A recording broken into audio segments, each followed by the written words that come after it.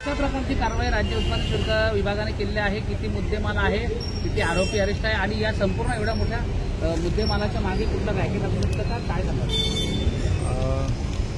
अधीक्षक राज्य उत्पादन शुल्क ठाणे कार्यालयाच्या अधीनस्थ आमचे भरारी पथकाचे निरीक्षक श्री धनेश शेट्टी आणि यांच्या टीमला अशी माहिती मिळाली, गुप्त माहिती मिळाली की ठाणे जिल्ह्यातून गोवा राज्यामध्ये निर्मित असलेली, गोवा राज्यामध्ये एक्साईज ड्युटी कमी असल्यामुळे तिथे विदेशी मद्य स्वस्त असतं, तर अशा मद्य ठाणे जिल्ह्यात येणार आहे आणि त्याची वाहतूक आपल्या जिल्ह्यातनं होणार आहे अशी त्यांना माहिती मिळाली।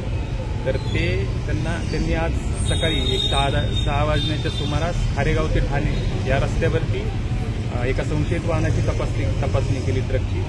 तर या संशयित वाहनाची तपासणी केल्यानंतर या ट्रकमध्ये त्यांना जवळपास सुमारे 1400 बॉक्स विदेशी मद्याचा साठा असल्याचं आढळून आले आणि ह्या मद्याची पाहणी केली असता ते गोवा राज्यामध्ये निर्मित आणि महाराष्ट्र राज्यामध्ये प्रतिबंधित असलेलं मद्य असल्याचं प्रथमदर्शनी आढळून आलं। तर या गुन्ह्यामध्ये या ट्रक चालक, वाहन चालक याला अटक केलेली आहे आणि त्याच्याकडून आणखी त्यांनी हा मुद्देमाल कुठून आला आणि तो कुठे घेऊन चालला होता याचा तपास सुरू आहे।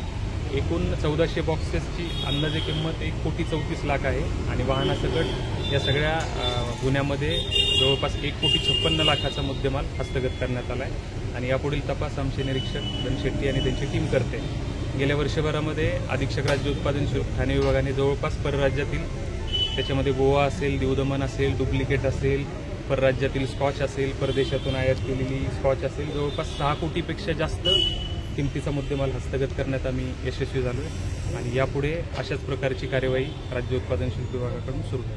सर, इतक्या मोठ्या प्रमाणात हा जो साठा आहे हा जप्त करण्यात आलेला आहे किंवा हा पकडला झालेला आहे, यामध्ये कुठलं रॅकेट असू शकतं का? हा नेमकं कुठे कुठल्या भागामध्ये हा संपूर्ण माल जाणार होता?